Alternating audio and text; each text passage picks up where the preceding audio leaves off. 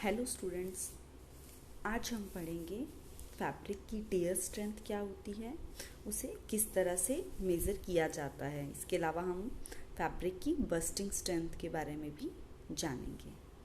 So let's start. Tier, आपको पता है टियर मतलब फाड़ना, किसी चीज़ का फटना इज कॉल्ड एज टियर। ठीक है, तो क्या होता है, कोई भी नुकीली चीज़ अगर आएगी, कोई भी शार्प ऑब्जेक्ट आएगा ना, तो क्या हल्का सा अगर फैब्रिक पे छेद हो जाएगा और फिर उस पर थोड़ा सा भी अगर हम प्रेशर डालेंगे तो क्या होगा, छोटा सा छेद होता है, लंबा सा खिंच जाता है और वो फैब्रिक फट जाता है थोड़े से एक्स्ट्रा एफर्ट से। ठीक है, और ये बहुत कॉमन टाइप की स्ट्रेंथ है जो हम यूज़ करते हैं टेस्टिंग के लिए। ये नॉर्मली हमारी इम्पॉर्टेंट है बहुत ज़्यादा, जैसे टेंट वगैरह, पैराशूट वगैरह बनते हैं, उनमें अगर नुकीली चीज़ से थोड़ा सा छेद हो गया तो एकदम से वो फट नहीं जाने चाहिए। वहीं पे उनकी टियर स्ट्रेंथ जो होती है वो बहुत ज़्यादा होनी चाहिए ताकि कोई एक्सीडेंट ना हो जाए। ठीक है, इनमें हमारे पास टियर स्ट्रेंथ ज़्यादा चाहिए, पर कुछ ऐसी चीज़ें हैं जहाँ पे हमें टियर स्ट्रेंथ कम चाहिए, जैसे कि टेप है, उसमें क्या हल्का सा हमें छेद करके वो एकदम से फट जानी चाहिए, निकल जानी चाहिए, है ना। वैसे ही बैंडेज का है, उसकी भी टियर स्ट्रेंथ जो है वो कम होनी चाहिए ताकि निकालने पे वो आराम से निकल जाए। तो ठीक है, हमें कई चीज़ों में लो टियर स्ट्रेंथ चाहिए होती है, कईयों में हाई। हाई किस में चाहिए होती है हमें, टेंट, पैराशूट वगैरह। ठीक है, और लो किस में, एडहेसिव टेप होगी जो हम टेप लगाते हैं, और बैंडेज। ठीक है, अब क्या क्या फैक्टर होते हैं जो कि टियर स्ट्रेंथ को हमारे इफ़ेक्ट करते हैं। जो हमारे पास धागा होता है ना, वो या तो सिंगली ब्रेक होता है या बहुत छोटा होता है। ऐसा नहीं है कि पूरा का पूरा फैब्रिक है वो एकदम से ब्रेक हो जाए। ठीक है, तो सिंगल थ्रेड की जो स्ट्रेंथ होती है वो बहुत इंपॉर्टेंट है। अगर सिंगल धागा जो उसमें फैब्रिक बनाने में हमारा यूज़ हुआ है वो मजबूत है तो हमारा उससे बनने वाला फैब्रिक भी मजबूत होगा। तो सबसे पहले हमारे पास टियर स्ट्रेंथ किस पे डिपेंड करती है, स्ट्रेंथ ऑफ यार्न यूज्ड। ठीक है, फिर है कि जो लूज फैब्रिक स्ट्रक्चर है, ठीक है, उसमें हमारे पास जो होती है वो थ्रेड्स जो होते हैं बहुत अच्छे से कंबाइंड हुए होते हैं और हमारे पास जो टियर स्ट्रेंथ होती है वो ज़्यादा रहती है। और जो स्मूथ यार्न होता है उसकी भी हमारे पास टियर स्ट्रेंथ ज़्यादा रहती है। जब हम हीट सेट करते हैं फैब्रिक को, ठीक है, तो उससे हमारे पास टियर स्ट्रेंथ जो है वो थोड़ी घट जाती है। इसके अलावा जो है वो वीव जो है हमारी, उस पर बहुत डिपेंड करती है हमारे पास टियर स्ट्रेंथ। जैसे मान लीजिए हमारे पास 12 वीव है, ठीक है, तो उसकी जो होती है टियरिंग स्ट्रेंथ जो होती है वो ज़्यादा होती है। अगला आ गया, अगर हम कोई स्पेशल फिनिश देते हैं फैब्रिक को, ठीक है, क्रीज रिकवरी वगैरह, तो उससे हमारी जो होती है वो स्ट्रेंथ पे थोड़ा प्रभाव पड़ता है, कम हो जाती है स्पेशल फिनिशेस देने पे। अब मेथड कौन कौन से हैं जिससे हम टियर स्ट्रेंथ को मेज़र करते हैं। सबसे पहला मेथड है आपका ट्रेपेजॉइडल मेथड। ट्रेपेजॉइडल आपने नाम से ही देखना कि इसमें हमें फैब्रिक पे एक ट्रेपेजॉइड शेप बनानी है। ठीक है, तो ये नाम बता रहा है हमारे पास ट्रेपेजॉइडल, तो ट्रेपेजॉइड की एक शेप बनानी है। क्या करते हैं, हम 5 सैंपल लेते हैं अलग अलग, मतलब ऐसा नहीं होना चाहिए कि हमने एक ही फैब्रिक की जो सेल्वेज के अकॉर्डिंग लेंथ ब्रेड थी वहाँ से लिया, अलग अलग एरिया से लेना ताकि हमारे पास रिज़ल्ट जो है वो बायस्ड ना हो और हम उनकी एवरेज निकाल लेते हैं। ठीक है, सैंपल लेते हैं हम 150 बाय 75 mm का। आपने काफ़ी सारा में देखा होगा वहाँ पे इंच में मेज़रमेंट होगी, तो दैट डजंट मैटर। आपको मेथड समझना इंपॉर्टेंट है कि इसमें क्या रहता है।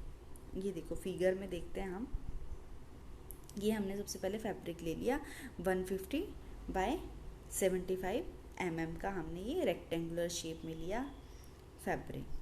ठीक है, फिर जो हमारे पास क्लैंपिंग है वो इस तरह से करी जाती है, मतलब जॉ है जहाँ से हमने पकड़ना है इसको ना, तो यहाँ पे क्या है, ये 100 mm पकड़ा जाएगा, मतलब 25 mm यहाँ से छोड़ा, 25 mm यहाँ से छोड़ा, और यहाँ पे देखो आप सिर्फ ये 25 ही रहेगा। ठीक है, तो ये बाकी यहाँ छूटेगा।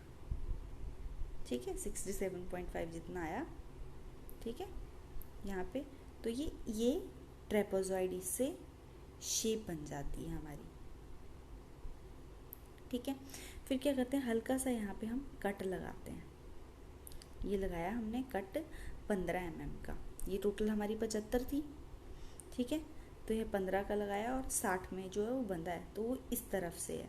अब हम क्या करेंगे, जब ये खींचेगा, अब इस सिरे से भी खींच रहा है और इस सिरे से भी खींच रहा है, तो ये जो छोटा वाला पार्ट है ना, यहाँ पे ज़्यादा दबाव है।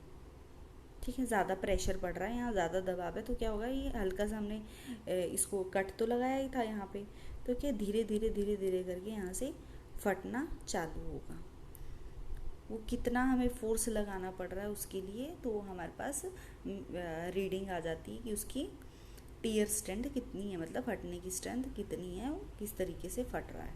This was your trapezoidal method. Next आ गया आपका टंग मैथड। टंग मैथड बोल सकते हो, टोंग मैथड बोल सकते हो। ठीक है, ये जो है वो दो तरह का होता है, एक होता है हमारे पास सिंगल टंग मैथड, दूसरा है हमारे पास डबल टंग मैथड। इसमें भी ऐसे ही है, सैंपल को हम टेस्टिंग में लगा देंगे। ठीक है, एक सिरे से खींचेंगे, दूसरे से थोड़ा सा कट लगा के खींचेंगे, और जैसा हमारे पास फट जाएगा तो उसकी रीडिंग नोट कर लेंगे, वो उसकी टीयर स्ट्रेंथ है। ठीक है, आप डायग्राम से समझ लो सिंगल टोंग क्या है।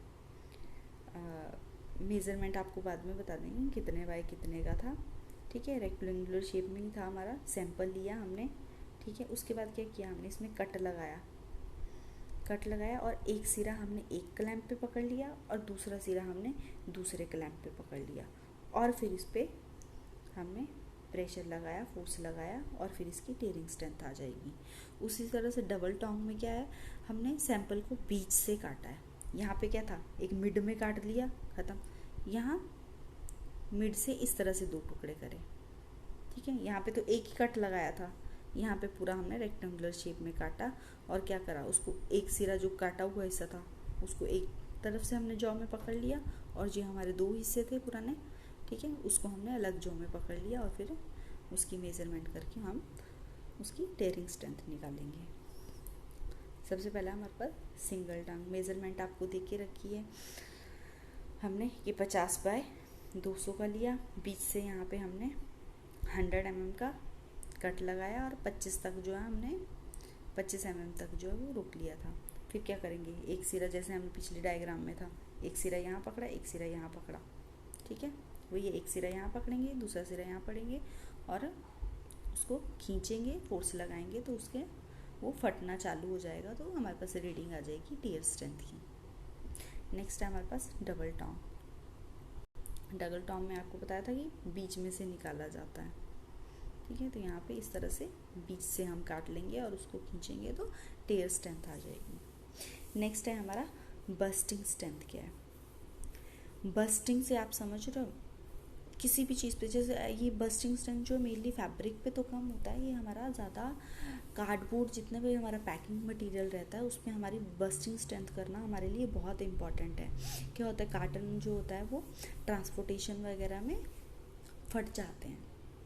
ठीक है, तो वो जो कार्टन फटता है उसको बोलते हैं कि बस्ट हो गया, फटता नहीं है, वो बस्ट हो जाता है। ठीक है, तो जो हमारा कार्टन है उसकी हम बस्टिंग स्ट्रेंथ चेक करते हैं। क्या करते हैं, उस पर बहुत ज़्यादा प्रेशर लगाएंगे, प्रेशर लगाने पे वो कैसे वो एकदम से फट जाता है, तो वो है हमारी बस्टिंग स्ट्रेंथ। ठीक है, तो इसमें क्या होता है कि चारों डायरेक्शन में एक साथ स्ट्रेस अप्लाई करते हैं हमारे पास। तो ये नीटेड फैब्रिक और नॉन वूवन में ज़्यादा करते हैं, वूवन में इसका इतना यूज़ नहीं है, और कार्टन मटेरियल पैकिंग मटेरियल है उसमें हम बस्टिंग स्ट्रेंथ करते हैं। ठीक है, ये जो पैराशूट और फिल्टर वगैरह में यूज़ होते हैं, ठीक है, इनमें ज़रूर करते हैं ये चीज़, इनको हर तरफ से स्ट्रेस मतलब फोर्स लगाएंगे एकदम से, और चेक करते हैं कि ये बस्ट तो नहीं हो जा रहे हैं। जब इन पे थोड़ा सा प्रेशर पड़ रहा है, थोड़ा सा हम फोर्स लगा रहे हैं।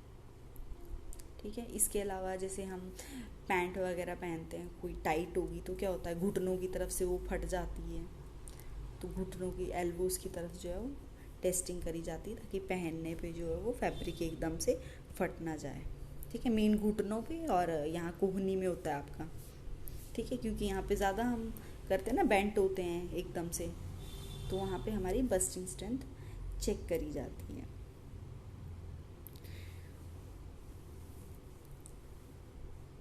ठीक है, ये जो हमारे पैराशूट फिल्टर वगैरह जो है तो इनमें हम चारों तरफ से स्ट्रेसिंग करके चेक करते हैं कहीं उसमें टेंसाइल फेलियर तो नहीं आ गया।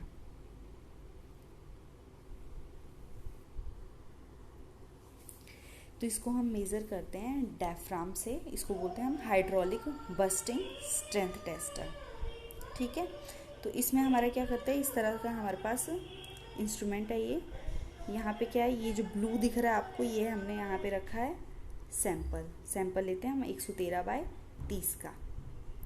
ठीक है, 30 mm का होगा ये हमारे पास, 113 mm का हमारे पास हम सैंपल लेते हैं इसमें। और ये हमारे पास 2 क्लैंप हैं, इससे हमने क्या करा है, पकड़ के रखा है इसको। और ये जो रेड वाला दिख रहा है ये हमारे पास रबड़ डायफ्राम। ठीक है, एक रबड़ सी होती है जो प्रेशर एग्जर्ट करेगी। ठीक है, और ये जो नीचे दिख रहा है ये सारा फ्लूइड भरा होता है, इसमें लिक्विड है, फ्लूइड है ये हमारे पास। ये पिस्टन है जो बंद कर रही है। ठीक है, तो क्या होता है, जैसे हम चालू करेंगे इसको, ये प्रेशर गेज लगा है जो बताएगा कितना प्रेशर हम एग्जर्ट कर रहे हैं, तो हमारे पास स्ट्रेंथ आ जाएगी, बस्टिंग स्ट्रेंथ। तो एकदम से क्या होता है, हमने मशीन करी तो ये क्या होता है, लिक्विड ऊपर उठता है, ये दबाव देता है ना, ये क्या रबड़ डायफ्राम पे देगा, इसके साथ सटा है हमारे पास सैंपल।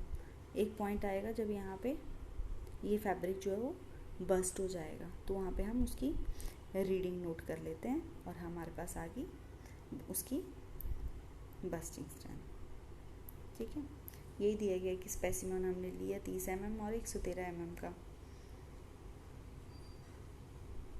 ठीक है, 10 का हम चेक करेंगे और फिर उसकी एवरेज निकाल लेते हैं। ठीक है, यही प्रोसीजर बताया गया। इसमें बस ये है कि आपको P1 और P2 कर दिया, मतलब बिना सैंपल के पहले एक बार चेक कर लेते हैं ताकि कोई एरर न रहे, और दोनों का डिफरेंस निकाल लेंगे P1 - P2, तो वो एक्चुअल बस्टिंग स्ट्रेंथ आ जाएगी। और इसको हम मेज़र करते हैं kN/m² में, और जो डिस्टेंस जितना उसने ट्रेवल करा तो वो होता है mm में नोट। ठीक है, ये था आपका बस्टिंग और टियर स्ट्रेंथ के बारे में। Thank you.